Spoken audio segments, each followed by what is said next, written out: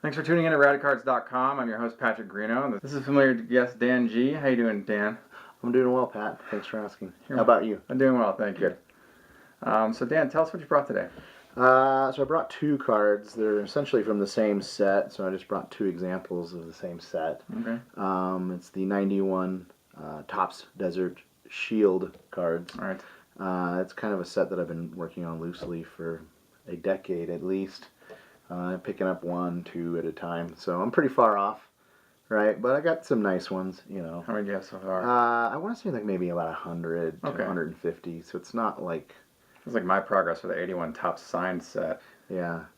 So, you know, I try to get them in good condition. And so this one here is a Gary Sheffield example. And you can see the logo up in the upper, in this case, would be right corner with the gold foil. Which, you know, Gary Sheffield's a semi-star in this set. And, Oh, he's you know, a star in that set for sure. You think he's a star? Well, I mean, he had a great career. He had a fantastic career. So I'd put him in the star category. Okay. I'm not going to argue with you on that one. So, you know, I think I picked this one up almost dirt cheap. Yeah. Right? Like probably in the $1 to $2 range. Really? Yeah. Yeah. So Recently or when? No, I've had this one for a little while. Okay. You know, I just found it and purchased it, and you can see the back there, the classic 91 Topps. Totally. Now, are you putting this in a binder, or how are you So organizing right now your I have no organization. I just kind of throw them in a pile and mark them off a list. But I plan on putting them in sleeves, and then pages? No, I don't know about pages, but just sleeves. And then organized in a box. I gotcha. Yeah. So here's the Kirk Gibson example, kind of in honor of the World Series going on right now. Sure. Right. You can see the same logo up in the upper right-hand corner. Are you familiar with the counterfeits on these? I am. Okay. I am. There are a variety of different counterfeits of these. The most notable is the pointed shield at the bottom. Yeah, and then there's the embossed with the, let's see, I think it's the flag is, you know, not as defined. Right. In terms of the stars and the flag. Well, that's because, you know, they couldn't reproduce the embossing. Yeah, I've noticed that also with the lining and so forth. Some people have said the lettering, but the lettering, I think, you know, I've seen graded versions where the lettering is... Well, inauthentic copies have been graded. I'm sure, but I mean, the whole point of grading, though, is to authenticate, right? So we have to kind of assume that most things that are authenticated are real. But authentication is done by humans, so we're introducing human error. True. That's just part of That's just part of the grading process. But there's also another version of these the counterfeits that have a soft gold foil. Yeah. It's not bright like this. Yeah, I've seen those with too. It's more yellow. I really like these cards a lot, and they have a really interesting backstory to them. And I can't even guess the percentage of output that actually survived. Well, I know a lot of the stuff was destroyed. I know that survived is a relative term because, you know, you could argue that some of the stuff survived, but it's still trashed. Like I have probably significantly more singles, but just beat to pieces, you know. Well, that still survived, though. They're in the market. Put them in their pockets, right? And, you know, went out. That's still, to me, that's in the survival category because they still exist. But I've heard stories about these boxes just being thrown in fire pits for keeping people warm. Yeah. You know, and in a lot of ways, that's why these are so valuable because they had to go all the way to Iraq, the Middle East, Kuwait, and then they came back. And then they found themselves their way into the hobby. Right. It's really fascinating that they're sort of like internationally traveled cards. I really like that. I remember when 91 Topps came out, I was like, you know, it was just another Topps set to me. But as I got older, I realized that the photography on this set, the photos are awesome. Yeah, well, I actually like the design as well. It grew on me over time. I started to appreciate 91 Topps, their base design. I think when it came out, I just didn't really hit me. But I was young. I was a younger kid at the time, and you know, it was just baseball cards. That's all I cared about. Right. Just hook it up some baseball cards. Right. So, but as I got older, I appreciated the classic. This was sort of the last year that they used the gray cardboard. Right. So I have some graded examples too, and I didn't bring those today, but You know, like I was looking at the McGuire populations, and you know there are 13 PSA 10 examples of the Mark McGuire You're Desert going to go Shield after a card. 10? I haven't seen one for quite some time. Really? There are 38 examples of PSA 9, which in itself is pretty rare. So, you know, finding these in high grade is probably a challenge.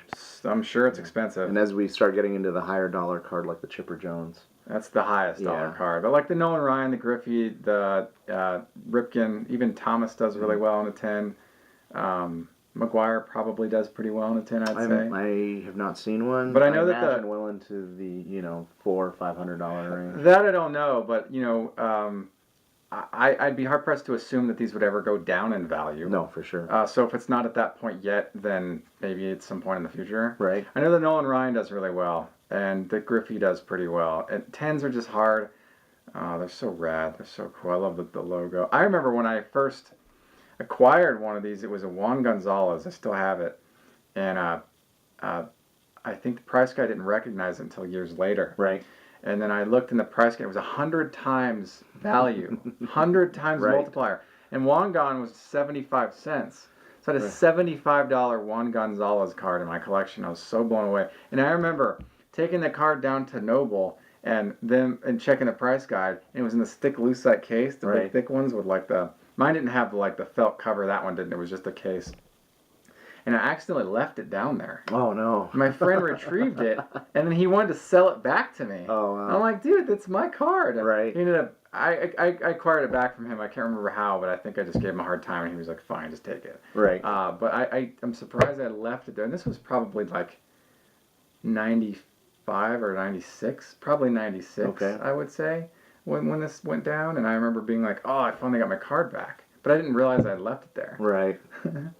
So that's Well, I remember the first time I saw them, I couldn't believe that they existed. Yeah. I was just blown away and thought that is the coolest thing on Kind earth. of floored that they did this with this is one of those early parallel sets. I mean, parallel sets have been around for a while. You can argue that Peachy's a parallel set to Tops. It's not always the case though, because sometimes the numbering is different on some of those, especially Leaf and Don Russ numbering is a little different sometimes. So I remember at one point people were selling unopened packs and unopened boxes online, and you could probably pick up an unopened box, for $900. Really? And I thought, wow, that's just way too much. I don't even know what they are now. I saw somebody selling one that was baseball card exchange Yeah. certified for like 9,000. Oh, they're that high now? 10,000, yeah. Because of the Chipper Jones probably. Yeah, I'm sure that's what's driving the price. That card is a beast. You can get raw chippers and what I consider a reasonable price. I mean, between What is $500 and $600. That's not terrible. That's not terrible. I mean, okay, so that's an interesting card because that card now is a bargain price. Yeah. I think in 10 years that card's going to be in lethal price tags. I don't have one yet. I know. I'm just saying, it's going to be tough for us to acquire those as time passes, and the burden financially will become more and more significant. Yeah. That would be my assumption based on where the card has gone. And once he hits the Hall of Fame, it's just going to get even more. Right. Chipper Jones is one of those those players who's kind of like a silent beast in the hobby. Not a lot of people collect him, but his stuff is going to steadily rise, I believe, because he'll hit the Hall of Fame. He had a great career, stayed with the same team. He's one of those rare guys that stayed with the same team his whole career, and he was just kind of the face of the franchise for a while. Just a great dude. So I look forward to seeing how his Desert Shield rookie card performs over time. Good stuff. Thanks for bringing those. Sure. I have one card I'll share. I've written about this already on Radicards.com. You're welcome to visit the site and research this card. So this is a funny story about this and backstory. I don't know if you read the blog post when I wrote it. I don't know for sure. Okay, so there's the story about this card. Okay, I watched it for 2 years. I think it surfaced in spring of 15, and I put it on my watch list and just stayed there into perpetuity. I was like, well, it's a high price. Nobody really collects this guy. It doesn't really matter. It's sort of a type collector type thing. That's more than I'm willing to pay. And I saw a Nomar Garcia Paracel for 80 auction style. This one was $99.99 auction style. So a hundy for this guy who had a less impressive career than Nomar. So I was like, well, I'll just watch it. Okay, I'll just watch it. And I wanted to see that image. This image was so beautiful that I was like, well, I'll just go through my watch list and visit it from time to time. And I'd save it to a pin board and just, I wanted to just archive it somehow. I was like, I knew I'd eventually get it. I was like, well, over the course of time, I plan to add this to my archive. We go to the National. We come back. I look at my watch list. It's sold. Oh, no. I emailed the seller. I was like, hey, is it true this is completely sold? This is done. Didn't get a response. I just assumed that it was out of my reach at that point. I was kind of sad, actually. I was pretty bummed out for a time. And I remember thinking to myself, man, what a nominal price for such an important card. Okay, because $100 for this card, and they only made 5 copies of this card. And I'm thinking to myself, okay, what are the odds that I'll ever run into one of the other 4 copies? And it'd be $100. And it'd be $100. Yeah. Like, in my lifetime. I just assumed I was out of luck.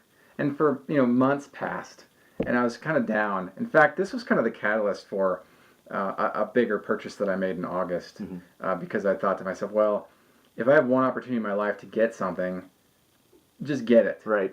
I know that if it's like a vintage high-grade Ruth, I can wait, because there'll be other vintage high-grade Ruths, and I don't need those right now, whatever. But cards with low print runs, especially from the 90s era, which we're going to be talking about here in a minute. So in October, early October, I was talking to a friend of mine online, and while I was talking to him, I ran a search for Travis Lee, which we'll be talking about here in a minute. And I organized by highest price first, and about 3 cards down, this card, guy holding a picture of this, holding the card, this picture of the guy holding the card, and it ended up in Germany. Oh, wow. Yeah. So it was from the States, ended up in Germany 2 months later, and I offered him 1 penny above, actually 3 months later, because it was sold in July and it surfaced in October. So I offered him 1 penny over the original listing price, and my offer was accepted within an hour. Oh, wow. I feel like somehow I maybe could have offered less, Right. But I don't know. Maybe this guy bought a collection and this was in it. Okay. I don't know.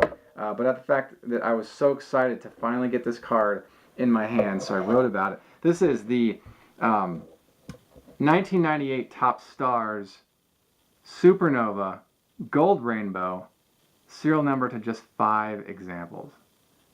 It's got that hollow finish there. You can kind of see it as I manipulate the card surface with the light source ahead up above us. So this card is so important because I've wanted an example from the set for a while, but I didn't want to spend hundreds of 2 to 4 figures, because there's like Griffey sold really well, some last year, earlier this year. The seller had the 2 different Griffey cards, and he had the gold rainbow versions of them, and so I watched those just to watch them. But I didn't want to spin through the nose to get an example of these gold rainbows. Now, 98 Top Stars released a couple of different, I think 3 different sets that had these gold rainbow parallels in them. As Galaxy, Supernova, and Illuminaries. And Thomas is in Illuminaries, and then Griffey's in Galaxy, and I think he might also be in Illuminaries. Right. Whatever the case is, Griffey has 2. Travis Lee has this one, and I was like, great, Travis Lee, this will be perfect. It's it's affordable enough to grab, and I can have an example of these cards and what they look like. So just to have a type in my collection, and I've always appreciated Travis Lee, even though he didn't have a great career. I remember he was the one last big prospect that I came in like contact with within the hobby right before I left the hobby in '98. And so I have vivid memories of his popularity. Just a great card, and it's the same exact one that surfaced, and I watched for 2 years, the same serial number, 305. Cool. Well, what I like about this serial numbering is they actually have 3 and the word of 5. Oh, yes. I think that's pretty cool. It's not the slash. Yeah, I like that when they spell it out like that. I also like the dot matrix that existed in the early 2000s that Upper Deck did. That was cool. Right. You remember those? Yeah, I do. I like that. And then the late 90s with the 001 out of 100. Right. Printed into the card, like debossed. So I just think this is a great card to have, and I'm glad to have an example of these, because these are just really hard, and You just don't see them too often. Really cool stuff. So there's 1998 Top Stars, Supernova, Gold Rainbow, Travis Lee, numbered to just 5 copies. Cool. Dan, do you have any final thoughts? No, just awesome stuff. Thanks, Dan. Awesome. Thanks for tuning in to Radicards.com. I'm your host, Patrick Reno, and until next time, enjoy collecting. Take care. If you like this content, please subscribe. Thank you. Enjoy collecting.